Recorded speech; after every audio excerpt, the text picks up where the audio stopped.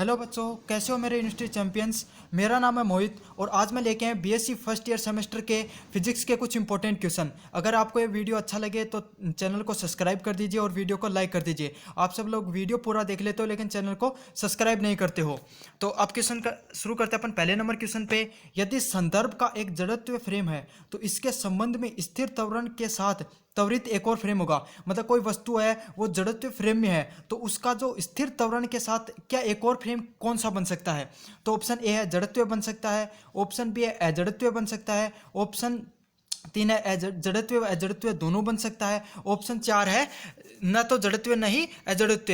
तो हम सब जानते हैं अगर कोई जड़त्व फ्रेम है तो स्थिर त्वरण के साथ उसके दोनों बन सकते हैं। मतलब क्या बन सकते हैं, जड़त्व भी बन सकता है और अजड़त्व भी बन सकता है। तो इस क्वेश्चन का जो सही आंसर है वो क्या है, ऑप्शन 3 नंबर। अब अपन बढ़ते हैं 2 नंबर क्वेश्चन पे। निर्देश के जड़त्व फ्रेम से जुड़ने वाला सही रूपांतरण समीकरण है। मतलब जड़त्व फ्रेम से जुड़ा हुआ कौन सा समीकरण किसने दिया। ऑप्शन ए है गैलीलियन ने दिया, ऑप्शन बी है न्यूटन ने दिया, ऑप्शन 3 है लोरेंज ने दिया, ऑप्शन 4 इनमें से किसी ने नहीं। तो हम सब जानते हैं जो जड़त्व फ्रेम से जुड़ा हुआ जो समीकरण है वो किसने दिया था, लोरेंज ने दिया था। तो इस क्वेश्चन का जो सही आंसर है वो क्या है, ऑप्शन 3 नंबर। अब बढ़ते अपन 3 नंबर क्वेश्चन पे। एक कण में वेग हो सकता है, मतलब किसी भी कण का अधिकतम वेग कितना हो सकता है। ऑप्शन ए है प्रकाश के वेग के समान, ऑप्शन बी है प्रकाश के वेग से थोड़ा सा अधिक, ऑप्शन बी है प्रकाश से वेग से थोड़ा सा कम, ऑप्शन 4 है ध्वनि के वेग के बराबर। तो जो हम सब जानते हैं कोई भी कण है उसका अधिकतम वेग कितना हो सकता है, प्रकाश के वेग के बराबर हो सकता है या उससे थोड़ा सा कम हो सकता है। तो इस क्वेश्चन का जो सही आंसर है वो क्या है, ऑप्शन 3 है प्रकाश के वेग से थोड़ा सा कम। अब बढ़ते अपन 4 नंबर क्वेश्चन पे। एक घड़ी C/3 के वेग से चल रही है तो एक घड़ी में घड़ी कितनी धीमी प्रतीत होती है। ऑप्शन ए है 3 मिनट कम प्रतीत होगी, ऑप्शन बी है 3.4 मिनट कम प्रतीत होगी, ऑप्शन सी है 3.4 सेकंड कम प्रतीत होगी, ऑप्शन डी है इनमें से कोई नहीं। तो हम सब जानते हैं अगर इस क्वेश्चन को इस न्यूमेरिकल को जो सोल्व करेंगे तो इसका जो सही आंसर आएगा वो क्या आएगा, 3.4 सेकंड कम चलती हुई धीमी चलती हुई प्रतीत होगी। अब बढ़ते अपन 5वें नंबर क्वेश्चन पे। सापेक्षता के विशेष सिद्धांत की किन अवधारणाओं से में से एक है। ऑप्शन ए है प्रकाश के गति के सापेक्ष के है, ऑप्शन बी है समय के सापेक्ष है, ऑप्शन सी है सभी जड़त्व फ्रेम में प्रकाश की गति के समान होती है, ऑप्शन 4 है द्रव्यमान सापेक्ष होता है। मतलब हमें सापेक्षता के सिद्धांत के बारे में बताना है कि सापेक्षता का सिद्धांत किससे संबंधित है। तो जो सापेक्षता का सिद्धांत है वो किसके संबंधित है, सभी जड़त्व फ्रेम में प्रकाश की गति समान होती है। तो हमें जो ये सापेक्षता का नियम है वो यही बताता है कि सभी जड़त्व फ्रेम में प्रकाश की गति क्या होती है, समान होती है। अब बढ़ते अपन 6 नंबर क्वेश्चन में। किसी पिंड की गति का क्या कारण है जो शुरू में विराम अवस्था में है। मतलब कोई भी पिंड की गति कैसी होती है जो शुरू में विराम अवस्था में है। ऑप्शन ए है बल, ऑप्शन बी है विस्थापन, ऑप्शन 3 है गति, ऑप्शन डी है वेग। तो हम सब जानते हैं अगर कोई भी पिंड की गति के कारण उसके अंदर क्या हो सकता है, विस्थापन हो सकता है। ऑप्शन इस क्वेश्चन का जो सही आंसर वो क्या है, ऑप्शन 2। अब बढ़ते हैं अपन 7 नंबर क्वेश्चन पे। खड़ी गाड़ी में बैठे यात्री को कार के अचानक शुरू होने पर झटके का अनुभव होता है, उसके पीछे कारण क्या है। तो उस ऑप्शन ए है जड़त्व गति के कारण, ऑप्शन 2 है जड़त्व विरामावस्था के कारण, ऑप्शन 3 है जड़त्व घूर्णन के कारण, ऑप्शन 4 है जड़त्व त्वरण के कारण। तो हम सब जानते हैं जो जड़त्व गति होती है उसके कारण खड़ी कार में बैठे यात्रियों को चलने पर अचानक क्या होता है, झटका महसूस होता है। अब बढ़ते हैं अपन 8 नंबर क्वेश्चन पे। पृथ्वी को सूर्य के चारों ओर चक्कर लगाने के लिए आवश्यक अभिकेंद्रिक बल है, तो वो कौन से बल के कारण पृथ्वी सूर्य की ओर चारों ओर चक्कर लगाती है। ऑप्शन ए है पृथ्वी और चंद्रमा के बीच में गुरुत्वाकर्षण बल, ऑप्शन 2 है पृथ्वी और सूर्य के बीच में गुरुत्वाकर्षण बल, ऑप्शन 3 है चंद्रमा और सूर्य के बीच में गुरुत्वाकर्षण बल, ऑप्शन 4 है उपयुक्त सभी। तो हम सब जानते हैं पृथ्वी और सूर्य के बीच में जो गुरुत्वाकर्षण बल है उसके कारण पृथ्वी सूर्य के चारों ओर चक्कर लगाती है। तो इस क्वेश्चन का जो सही आंसर है वो क्या है, ऑप्शन 2 है, यह भी है। अब बढ़ते हैं अपन 9 नंबर क्वेश्चन पे। ऋतुओं में परिवर्तन का क्या कारण होता है, मतलब पृथ्वी पर ऋतु किस कारण परिवर्तित होती हैं। ऑप्शन ए है पृथ्वी के घूर्णन और परिक्रमण के कारण, ऑप्शन 2 है पृथ्वी के परिक्रमण के कारण, ऑप्शन सी है पृथ्वी की परिक्रमा और को अपनी दूरी की ओर झुकाव के कारण, ऑप्शन 4 है पृथ्वी का घूर्णन और अपनी दूरी पर झुकाव के कारण। तो जो इस क्वेश्चन का जो सही आंसर होगा वो क्या होगा, ऑप्शन सी होगा या 3 होगा। पृथ्वी की जो पृथ्वी परिक्रमा करती है और उसका अपनी धुरी के प्रति जो झुकाव है, उस कारण ही क्या होता है, ऋतुओं में परिवर्तन होता है। अब बढ़ते अपन 9 नंबर क्वेश्चन पे। कोरियोलिसिस प्रभाव एक आमासी बल है, इसके पीछे क्या, आभासी बल है, इसके पीछे क्या कारण होता है? ऑप्शन ए है घर्षण, ऑप्शन 2 है पृथ्वी का घूर्णन, ऑप्शन 3 है दाब प्रवणता बल, ऑप्शन 4 है गुरुत्वाकर्षण बल। तो किसके कारण होता है? पृथ्वी के घूर्णन के कारण जो कोरियोलिसिस जो प्रभाव है, उसके कारण हमें क्या, एक आभासी बल महसूस होता है। अब बढ़ते अपन 11 नंबर क्वेश्चन पे। किसी पिंड को वर्त में घुमाते रहने के लिए उस पर एक बल विस्थापित होता है जो वर्त के केंद्र की ओर निर्देशित होता है, उस बल का किस नाम से जाना जाता है? मतलब कोई भी पिंड घूम रहा है तो वो वर्त के केंद्र की ओर उसका थोड़ा सा झुकाव होता है या खींचा चला जाता है, उसके पीछे उसे किस बल के नाम से जाना जाता है? ऑप्शन ए है अपकेंद्रीय बल के नाम से, ऑप्शन 2 है अभिकेंद्रीय बल के नाम से, ऑप्शन सी है गुरुत्वाकर्षण बल के कारण, ऑप्शन 4 है चुंबकीय बल के कारण। तो इस बल को अपन क्या कहते हैं? चुंबकीय बल के कारण ये इधर की तरफ घुमाई देता है। इस क्वेश्चन का जो सही आंसर है वो क्या है? ऑप्शन 4 है। अब बढ़ते हैं 12 नंबर क्वेश्चन पे। कोरियोलिसिस बल किस पर अधिकतम होता है? मतलब अपने को ये बताना है कि कोरियोलिसिस बल सबसे ज्यादा कहाँ होता है। ऑप्शन ए है ध्रुव पर, ऑप्शन बी है भूमध्य रेखा पर, ऑप्शन 3 है उष्णकटिबंधीय पर, ऑप्शन 4 है पर्वत की चोटियों पर। तो जो कोरियोलिसिस बल है वो सर्वाधिक कहाँ पे होता है? ध्रुव पर महसूस होता है। तो इस क्वेश्चन का जो सही आंसर है वो क्या है? ऑप्शन ए है। अब बढ़ते अपन 13 नंबर क्वेश्चन पे। जो अभिकेंद्रीय बल का गणितीय व्यंजक है, मतलब अपने को अभिकेंद्रीय बल का क्या बताना है? फॉर्मूला बताना है। तो ऑप्शन ए है एम वी स्क्वायर अपॉन में आर, ऑप्शन 2 है एम वी अपॉन में आर, ऑप्शन 3 है वी स्क्वायर अपॉन में आर, ऑप्शन 4 है एम वी की क्यूब अपॉन में आर। तो जो हम सब जानते हैं जो अभिकेंद्रीय बल होता है उसका जो फॉर्मूला वो क्या होता है? एम वी स्क्वायर अपॉन में आर। तो इस क्वेश्चन का जो सही ऑप्शन है वो क्या है? Option A. अब बढ़ते अपन 14 नंबर क्वेश्चन पे। अपकेंद्रीय बल सदैव कार्य करता है, मतलब अपकेंद्रीय बल किधर की तरफ कार्य करता है? ऑप्शन ए केंद्रीय की ओर कार्य करता है, ऑप्शन 2 है केंद्रीय के दूर की ओर कार्य करता है, ऑप्शन 3 है स्पर्श रेखीय दिशा की ओर करता है, ऑप्शन 4 है गति के तल के बाहर की तरफ कार्य करता है। तो हम सब जानते हैं अपकेंद्रीय बल है वो हमेशा केंद्र से दूर की ओर कार्य करता है। तो इस क्वेश्चन का जो सही आंसर है वो क्या है?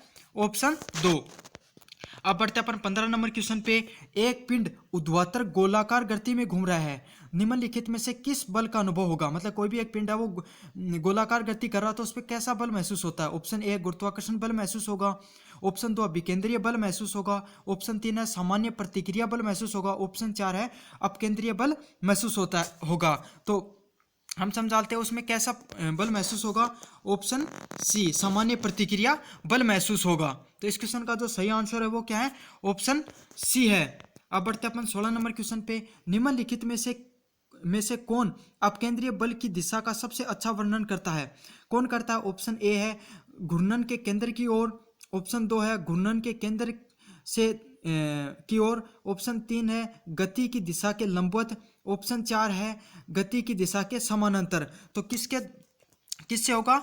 जो घूर्णन से केंद्र की ओर। तो इस क्वेश्चन का जो सही ऑप्शन है वो क्या है? ऑप्शन ए है। निम्नलिखित में से कौन सा अपकेंद्रीय बल को महसूस करने वाली वस्तु का उदाहरण नहीं है? मतलब कौन सा नहीं है? ऑप्शन ए एक व्यक्ति हिंडोले पर घूमता वह है, ऑप्शन 2 है एक कार मोड़ पर मुड़ती है वह है, ऑप्शन 3 है एक उपग्रह पृथ्वी पर परिक्रमा है वह है, इसका एक करता है अपकेंद्रीय बल का अनुभव, ऑप्शन 4 है मेज पर रखी हुई एक कोई भी वस्तु या कोई भी चट्टान। तो इस क्वेश्चन का जो सही आंसर है वो क्या होगा? ऑप्शन 4 होगा। मेज पर रखी हुई कोई भी वस्तु है वो एक अपकेंद्रीय बल का महसूस करती है। अब बढ़ते अपन 18 नंबर क्वेश्चन पे। रोलर कोस्टर में मोड़ के दौरान सीट के विरुद्ध दबाए जाने पर अनुभव होता है। मतलब जब रोलर कोस्टर में अपन घूमते हैं तब अपने को ऐसे महसूस होता है जैसे अपन सीट की तरफ थोड़े ज़्यादा दबाव महसूस करें या उधर की साइड जा रहे हैं। तो वो क्यों होता है? ऑप्शन ए है सवार के वजन के कारण, ऑप्शन 2 है रोलर कोस्टर की गति के कारण, ऑप्शन 3 है अपकेंद्रीय बल के कारण, ऑप्शन 4 है ट्रैक के झुकाव के कारण। तो ऐसा हमें क्यों महसूस होता है? उसके पीछे क्या कारण है? अपकेंद्रीय बल के कारण हमें ऐसा महसूस होता है। अब बढ़ते अपन 19 नंबर क्वेश्चन पे। जब कोई वस्तु घूर्णन से केंद्र से दूर की ओर जाती है तो अपकेंद्रीय बल की प्रबलता कैसे बदल जाती है? तो ऑप्शन ये है, ऑप्शन ए है यह बढ़ता है, ऑप्शन 2 यह घटता है, ऑप्शन 3 है यह वही रहता है, ऑप्शन 4 है इसमें उतार चढ़ाव होता है। तो इसमें क्या होता है, यह घटता है। जब कोई भी वस्तु घूर्णन के केंद्र से दूर की ओर जाती है तो अपकेंद्रीय बल की जो प्रबलता है वो क्या होती है, घट जाती है। अब बढ़ते हैं अपन 20 नंबर क्वेश्चन पे। पेंडुलम जिसके कारण अपनी स्विंग की दिशा बदलती हुई प्रतीत होती है, उसके पीछे क्या कारण है? ऑप्शन ए है सूर्य के चारों ओर अपनी कक्षा में पृथ्वी की गति के कारण, ऑप्शन 2 है पृथ्वी को अपनी धुरी में घूमने के कारण, ऑप्शन 3 है पृथ्वी की ग्रहीय हवाओं के विक्षेपण के कारण, ऑप्शन 4 है पृथ्वी की धुरी की झुकाव के कारण। तो इस क्वेश्चन का जो सही आंसर होगा वो क्या होगा, ऑप्शन 2 होगा। मतलब पृथ्वी की अपनी धुरी के घूमने के कारण पेंडुलम का थोड़ा झुकाव महसूस होता है। अब बढ़ते हैं अपन 21 नंबर क्वेश्चन पे। उत्तरी गोलार्ध में हवाएं दाहिनी ओर मुड़ती हुई प्रतीत होती हैं, यह दाईं ओर मुड़ना पृथ्वी का क्या कारण है? ऑप्शन ए परिक्रमा के कारण, ऑप्शन 2 है आकार के कारण, ऑप्शन 3 है घूर्णन के कारण, ऑप्शन 4 है आकृति के कारण। तो ऐसा अपने को क्यों महसूस होता है, घूर्णन के कारण महसूस होता है। अगर आप बच्चों अभी तक वीडियो देख रहे हो तो इसका मतलब आपको वीडियो पसंद आ रहा है। आप वीडियो को लाइक कर दीजिए, चैनल को सब्सक्राइब कर दीजिए और अपने दोस्तों को ये वीडियो ज़रूर शेयर कर दीजिए। अगर आपको इसकी PDF चाहिए तो टेलीग्राम ग्रुप का मैंने कमेंट बॉक्स में लिंक दिया है, आप वहाँ से जाकर उसे ज्वाइन कर सकते हैं। अब बढ़ते हैं अपन 22 नंबर क्वेश्चन पे। पृथ्वी के घूमने से वायुमंडल की कौन सी विशेषता सबसे अधिक संशोधित होती है? ऑप्शन ए है गति, ऑप्शन 2 है घनत्व, ऑप्शन 3 है संरचना, ऑप्शन 4 है ऊंचाई। तो किसके कारण होती है? किसके कारण होती है? गति के कारण होती है। अब बढ़ते अपन 23 नंबर क्वेश्चन पे। ऐसा प्रतीत होता है कि पेंडुलम पृथ्वी के कारण अपने घूमने की दिशा बदलती है। हमें ऐसा क्यों महसूस होता है कि पेंडुलम पृथ्वी के किस कारण अपनी दिशाओं को बदलता है? ऑप्शन ए है घूर्णन के कारण, ऑप्शन 2 है गुरुत्वाकर्षण बल के कारण, ऑप्शन 3 है परिक्रमा के कारण, ऑप्शन 4 है टेक्टोनिक प्लेट की गति के कारण। तो ऐसा क्यों महसूस होता है कि गुरुत्वाकर्षण बल के कारण है वो पेंडुलम क्या कि थोड़ा सा उसका झुकाव महसूस होता है। अब बढ़ते हैं अपन 24 नंबर क्वेश्चन पे। फेकोल्ट के पेंडुलम में बोब का प्रक्षेपण होता है। ऑप्शन ए है वर्तीय, ऑप्शन 2 है दीर्घवर्तीय, ऑप्शन 3 है प्रवलयकार, ऑप्शन 4 है अति प्रवलयकार। तो किस कारण से होता है? दीर्घवर्तीय के कारण। तो इस क्वेश्चन का जो सही ऑप्शन है वो क्या होगा? ऑप्शन बी होगा। अब बढ़ते अपन 25 नंबर क्वेश्चन पे। पेंडुलम का उपयोग निम्न में से किसके लिए किया जाता है? ऑप्शन ए है एक स्थान पर जी ज्ञात करने के कारण, ऑप्शन 2 है पृथ्वी की परिक्रमा की गणना करने के कारण, ऑप्शन 3 है पृथ्वी की घूर्णन की गणना करने के कारण, ऑप्शन 4 है भूकंप के मापने के कारण। तो किसके लिए किया जाता है? पृथ्वी के घूर्णन की गणना करने के कारण। अब बढ़ते अपन 26 नंबर क्वेश्चन पे। भूमध्य रेखा पर फोकाल्ट में पेंडुलम का आवर्तकाल कितना होता है? ऑप्शन ए है 0, ऑप्शन 2 है 24, ऑप्शन 3 है अनंत, ऑप्शन 4 है 48 घंटे। तो कितना होता है उसका? अनंत होता है। भूमध्य रेखा पर पेंडुलम का आवर्तकाल कितना होगा? अनंत होगा। तो इस क्वेश्चन का जो सही ऑप्शन है वो क्या है?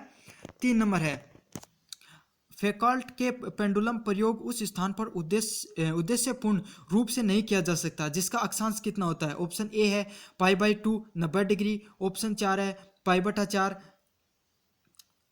ऑप्शन 3 है 0 डिग्री, ऑप्शन 4 है π/3 डिग्री। तो कितने पर होगा इस क्वेश्चन का जो सही आंसर होगा वो क्या होगा? ऑप्शन 3 नंबर होगा। अब बढ़ते हैं अपना 28 नंबर क्वेश्चन पे। संरक्षी घर्षण बल सदैव घर्षण के अनुप्रयोग की सतह पर कैसे कार्य करता है? ऑप्शन ए है स्पर्श रेखीय कार्य करता है, ऑप्शन बी है अभिलंब कार्य करता है, ऑप्शन 3 है समानांतर कार्य करता है, ऑप्शन 4 है सामान्य कार्य करता है। तो किस तरीके से कार्य करता है? स्पर्श रेखीय रूप में कार्य करता है। तो इस क्वेश्चन का जो सही आंसर होगा वो क्या होगा? ऑप्शन ए होगा। न्यूटन का तीसरा नियम संरक्षी बलों के लिए क्या कहा जाता है? ऑप्शन ए है गति परिवर्तन की दर के लागू के बराबर होता है, ऑप्शन 2 है प्रत्येक प्रतिक्रिया के लिए एक विपरीत प्रतिक्रिया होती है, ऑप्शन 3 है यदि बल को स्पर्श रेखीय रूप में लगाया जाए तो पिंड का घुमाने की प्रवृत्ति होती है, ऑप्शन 4 जब तक कोई बल नहीं लगाया जाता तब तक पिंड विराम अवस्था में होता है। तो न्यूटन का तीसरा नियम हमें क्या बताता है? बताता है कि प्रत्येक प्रतिक्रिया के लिए एक क्या होती है? एक विपरीत प्रतिक्रिया होती है। तो इस क्वेश्चन का जो सही आंसर है वो क्या है? ऑप्शन बी है। अब बढ़ते अपन 30 नंबर क्वेश्चन पे। एक संरक्षी बल संरक्षण वास्तव में होता है? ऑप्शन ए है बल होता है, ऑप्शन 2 है ऊर्जा होती है, ऑप्शन 3 है वेग होता है, ऑप्शन 4 है त्वरण होता है। तो क्या होता है, एक बल संरक्षण वास्तव में क्या होता है, एक ऊर्जा होती है। तो इस क्वेश्चन का जो सही आंसर है वो क्या होगा, ऑप्शन बी होगा। अब बढ़ते हैं अपन 31 नंबर क्वेश्चन की तरफ।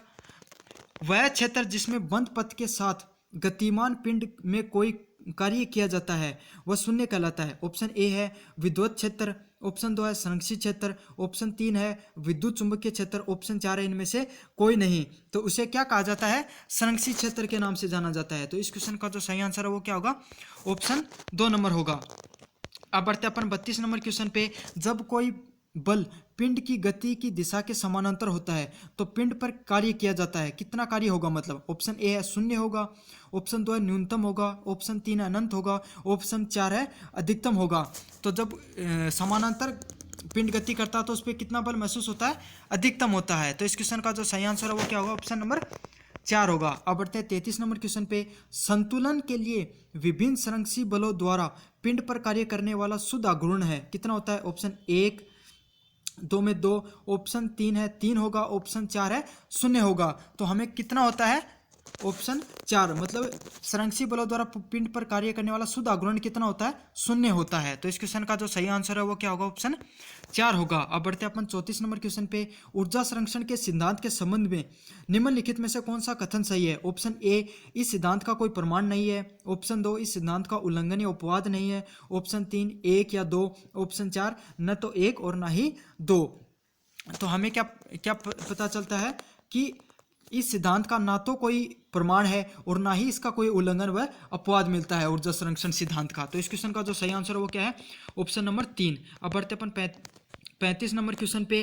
कार्य ऊर्जा का प्रेम्य मान है, ऑप्शन ए है केवल बाह्य बल की उपस्थिति में, ऑप्शन 2 केवल आंतरिक बल की उपस्थिति में, ऑप्शन 3 है केवल एक संरक्षी बलों की उपस्थिति में, ऑप्शन 4 सभी प्रकार के बलों में। तो हमें कब महसूस होती है, यह जो कार्य ऊर्जा का जो प्रेम्य मान है वो किसके लिए होता है, सभी प्रकार के बलों के लिए सही होता है। तो इस क्वेश्चन का जो सही ऑप्शन है वो क्या है, ऑप्शन नंबर 4। अब बढ़ते अपन 36 नंबर क्वेश्चन पे। ऊर्जा की स्थिर मात्रा के साथ गिरते हुए पिंड में स्थितिज ऊर्जा में कितना परिवर्तन होता है? ऑप्शन ए है उसमें ऊर्जा में परिवर्तन होता है, ऑप्शन 2 है सौर्य ऊर्जा में परिवर्तन होगा, ऑप्शन 3 है परमाणु ऊर्जा में, ऑप्शन 4 है गतिज ऊर्जा में परिवर्तन होगा। तो किस चीज में पिंड, जब वो गिरता हुआ पिंड होता है तो उसकी किस में परिवर्तन होता है, गतिज ऊर्जा व स्थितिज ऊर्जा दोनों में ही परिवर्तन होता है। तो इस क्वेश्चन का जो सही आंसर है वो क्या है, ऑप्शन नंबर 4। अब बढ़ते हैं 37 नंबर क्वेश्चन पे।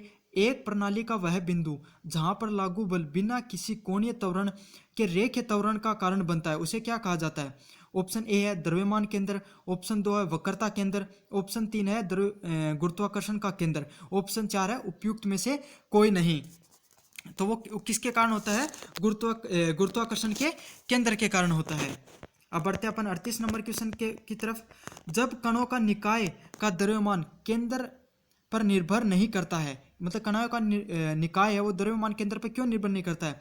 ऑप्शन ए है कणों के द्रव्यमान पर, ऑप्शन 2 है कणों के बल पर, ऑप्शन 3 है कणों की स्थिति पर, ऑप्शन 4 है कणों की सापेक्ष दूरी पर। तो किस पे करता है, कणों के बल के ऊपर। तो इस क्वेश्चन का जो सही आंसर है वो क्या होगा, ऑप्शन 2 नंबर। अब बढ़ते हैं 29 नंबर क्वेश्चन पे, 39 नंबर क्वेश्चन पे। किसी पिंड के द्रव्यमान का केंद्र, ऑप्शन ए सदैव ज्योतिर्मितीय केंद्र में स्थित होता है, ऑप्शन 2 सदैव निकाय के अंदर स्थित होता है, ऑप्शन 3 सदैव निकाय के बाहर उपस्थित होता है, ऑप्शन 4 सदैव निकाय के बाहर या भीतर दोनों जगह उपस्थित होता है। तो किसी पिंड का जो द्रव्यमान है वो क्या होता है, सदैव पिंड के बाहर भी हो सकता है या भीतर भी हो सकता है। तो इस क्वेश्चन का जो सही आंसर है वो क्या होगा, ऑप्शन 4 नंबर। अब बढ़ते हैं 40 नंबर क्वेश्चन पे। 1 kg और 2 kg के द्रव्यमान के दो कण x = 0 और x = 3 मीटर हैं पर स्थित हैं, तो उसके द्रव्यमान केंद्र की स्थिति ज्ञात कीजिए। तो ऑप्शन ए है 2 मीटर होगी, ऑप्शन 2 है 4 मीटर होगी, ऑप्शन 3 है 6 मीटर होगी, ऑप्शन 4 है 8 मीटर होगी। जब हम इस न्यूमेरिकल को सोल्व करेंगे तो इसका सही आंसर कितना आएगा, 2 मीटर होगी। अब बढ़ते हैं अपन 41 नंबर क्वेश्चन पे। निम्नलिखित में से किसके लिए द्रव्यमान का केंद्र निकाय के बाहर उपस्थित होता है? ऑप्शन ए है कलम का, ऑप्शन 2 है पासे का, ऑप्शन 3 है आयताकार टाइल का, ऑप्शन 4 है चूड़ी का। तो किसका होता है बाहर की तरफ किसका महसूस होता है? चूड़ी का, एक सर्कल का। और इस क्वेश्चन का जो सही आंसर है वो क्या होगा? ऑप्शन नंबर डी होगा। अब बढ़ते हैं 42 नंबर क्वेश्चन पे। दो कणों के निकाय के द्रव्यमान केंद्र की गति उनके आंतरिक बलों से उपस्थित नहीं होती है। ऑप्शन ए है केवल यदि वे कण को मिलाने वाली रेखा के अनुदिश हो, इसके कारण। ऑप्शन 2 है केवल तभी जब वे कण को मिलाने वाली रेखा के समकोण पे हो तब होगी। ऑप्शन 3 आंतरिक बलों की वास्तविक दिशाओं के यथार्थ की ओर। ऑप्शन 4 है केवल तब जब वे कणों को मिलाने वाली रेखा की ओर झुके हो। तो इस क्वेश्चन का जो सही आंसर होगा वो क्या होगा? ऑप्शन नंबर 3 होगा या सी होगा। इस क्या होगा? आंतरिक बलों की वास्तविक दिशा के यथार्थ की ओर होती है। अब बढ़ते अपन 43 नंबर क्वेश्चन की तरफ। दो कणों के निकाय का द्रव्यमान का केंद्र है, मतलब दो निकाय है, उनके द्रव्यमान केंद्र कहाँ होगा? ऑप्शन ए उनके मिलाने वाली रेखा पर उस बिंदु पर जिसके प्रत्येक कण से दूरी उस कण के द्रव्यमान के समानुपाती होती है। ऑप्शन 2 किसी मिलाने वाली रेखा पर और उनके बीच में। ऑप्शन नंबर 3 उनके एक बिंदु पर मिलाने वाली रेखा जिसकी प्रत्येक कण से दूरी उस कण के द्रव्यमान के वर्ग के समानुपाती होती है, उस पे होगा। ऑप्शन 4 है उन्हें एक ऐसे बिंदु पर मिलाने वाली रेखा जिसपे प्रत्येक कण से दूरी उस कण के द्रव्यमान पर रेसिप्रोकल होती है। तो इस क्वेश्चन का जो सही आंसर होगा वो क्या होगा? ऑप्शन नंबर डी होगा। अब बढ़ते हैं अपन 44 नंबर क्वेश्चन पे। कणों के एक निकाय के द्रव्यमान केंद्र की स्थिति निर्भर नहीं करती है। कहाँ निर्भर नहीं करती है? ऑप्शन ए कणों के बीच सापेक्ष गति पर। ऑप्शन 2 है कणों के द्रव्यमान पर। ऑप्शन 3 है कणों की स्थिति पर। ऑप्शन नंबर 4 है कणों के बल के ऊपर। तो जो कणों का जो एक निकाय है वो द्रव्यमान केंद्र की स्थिति पर निर्भर कहाँ नहीं करता है? कणों के बल पर नहीं करता है। तो इस क्वेश्चन का जो सही आंसर है वो क्या होगा? ऑप्शन नंबर 4 होगा। अब बढ़ते अपन 45 नंबर क्वेश्चन पे। दो कणों का द्रव्यमान केंद्र कहाँ स्थित होता है? ऑप्शन ए है कणों के मिलाने वाली रेखा के लंबवत रेखा पर। ऑप्शन 2 है कणों की मिलाने वाली रेखा पर। ऑप्शन नंबर 3 है कणों की मिलाने वाली रेखा की ओर झुकी हुई रेखा पर। ऑप्शन 4 उपयुक्त में से कोई नहीं। तो कहाँ पर होता है? कणों के मिलाने वाली रेखा पर। तो इस क्वेश्चन का जो सही आंसर है वो क्या होगा? ऑप्शन नंबर 2 होगा। अब बढ़ते हैं 46 नंबर क्वेश्चन पे। दो समान कणों के निकाय में एक कण विराम अवस्था में है और दूसरा त्वरण ए पर है, तो उसका द्रव्यमान केंद्र का कितना त्वरण होगा? ऑप्शन ए है ए होगा। ऑप्शन 2 है a/2 होगा। ऑप्शन 3 है 2a होगा। ऑप्शन 4 है 0 होगा। तो कितना होता है? a/2 होगा। तो इस क्वेश्चन का जो सही आंसर है वो क्या होगा? ऑप्शन नंबर बी होगा। अब बढ़ते अपन 47 नंबर क्वेश्चन पे। एक प्रणाली का वह बिंदु पर प्रयुक्त बल बिना किसी कोणीय त्वरण के रेखीय त्वरण का कारण बनता है, उसे क्या कहा जाता है? ऑप्शन ए द्रव्य केंद्र के नाम से जाना जाता है। ऑप्शन 2 है गुरुत्वीय केंद्र के नाम से जाना जाता है। ऑप्शन 3 है केंद्रक के नाम से जाना जाता है। ऑप्शन डी है उपयुक्त में से कोई नहीं। तो किसके नाम से जाना जाता है? गुरुत्वीय केंद्र के नाम से जाना जाता है। अब बढ़ते अपन 48 नंबर क्वेश्चन पे। m और 2m वाले दो कण के समन्वित द्रव्यमान है। ऑप्शन ए है 2m। ऑप्शन बी है 3m। ऑप्शन 3 है 2m/3 और ऑप्शन 4 है m/2। तो इस क्वेश्चन का जो सही आंसर होगा वो क्या होगा? ऑप्शन सी 2m/3 होगा। अब बढ़ते 49 नंबर क्वेश्चन पे। रेखीय गति के संरक्षण के सिद्धांत को दो कणों के बीच के टकराव के दौरान दृढ़ता से लागू किया जा सकता है, परंतु संगठन का समय होगा। ऑप्शन ए है मध्यम रूप से छोटा होगा। ऑप्शन 2 है अत्यधिक बड़ा होगा। ऑप्शन 3 अत्यधिक छोटा होगा। ऑप्शन नंबर 4 एक विशेष स्थिति की और होगा। तो इस क्वेश्चन का जो सही आंसर है वो क्या होगा? ऑप्शन नंबर 3 होगा, अत्यधिक छोटा होगा। अगर आप अभी तक वीडियो देख रहे हो तो ये वीडियो अपने दोस्तों को जरूर शेयर करें और चैनल को लाइक करें और सब्सक्राइब करें। अब बढ़ते 50 नंबर क्वेश्चन पे। दो कणों की प्रत्यास्थ टक्कर में निम्नलिखित संरक्षित होता है। ऑप्शन ए है प्रत्येक कण की गति होती है संरक्षित। ऑप्शन 2 है प्रत्येक कण की गति ऊर्जा होती है। ऑप्शन 3 है दोनों कणों की कुल गतिज ऊर्जा होती है। ऑप्शन 4 है कुल कण का संवेग होता है। तो इस क्वेश्चन का जो सही आंसर होगा वो क्या होगा? दोनों कणों की जो कुल गतिज ऊर्जा है वो दो कणों के प्रत्यास्थ टक्कर के अंदर क्या होती है? संरक्षित होती है। अब बढ़ते हैं अपन 51 नंबर क्वेश्चन पे।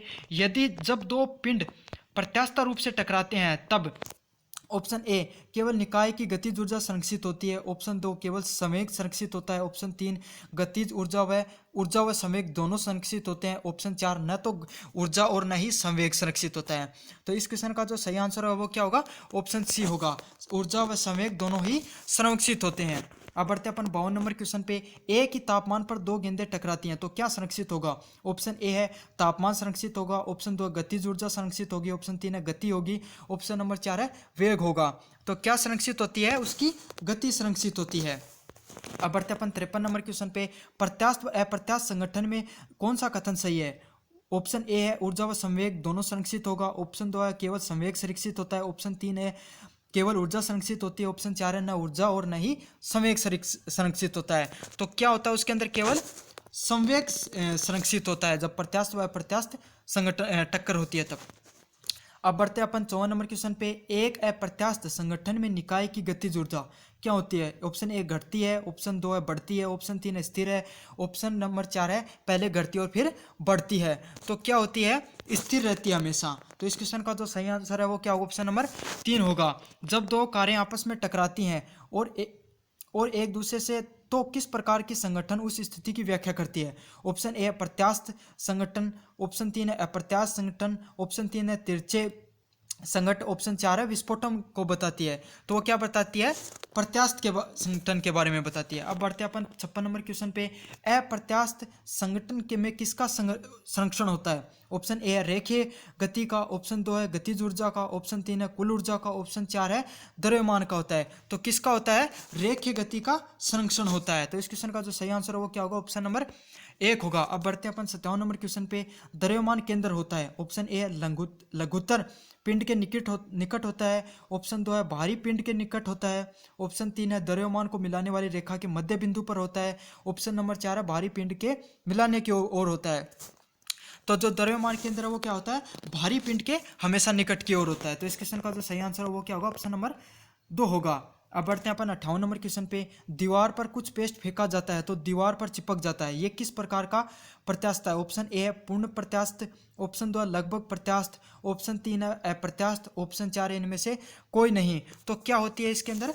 अप्रत्यास्थता होती है जब कोई भी दीवार पे अपन ने कोई चीज़ फेंकी और वो उसके चिपक गई। तो अब बढ़ते हैं अपन 49 नंबर क्वेश्चन पे। अपरिकणित अनुप्रस्थ काट के आयाम होते हैं, ऑप्शन ए है क्षेत्रफल, ऑप्शन 2 आयतन, ऑप्शन 3 है लंबाई, ऑप्शन 4 है संवेग होते हैं। तो कौन सा होता है? क्षेत्रफल होता है। तो इस क्वेश्चन का जो सही आंसर है वो क्या होगा? ऑप्शन नंबर 1 होगा। अब बढ़ते हैं 50 नंबर क्वेश्चन पे। जब दो पिंडों के संगठन के बाद वेग आपस में बदल जाते हैं तब संगठन होता है, ऑप्शन ए है पूर्ण प्रत्यास्थ, ऑप्शन 2 है लगभग प्रत्यास्थ, ऑप्शन 3 है अप्रत्यास्थ, ऑप्शन 4 है इनमें से कोई नहीं। तो अगर इस क्वेश्चन का जो आंसर है वो क्या है, आप कमेंट बॉक्स में बताइए। जिसका क्वेश्चन सही होगा मैं उसके आंसर को पिन करूंगा।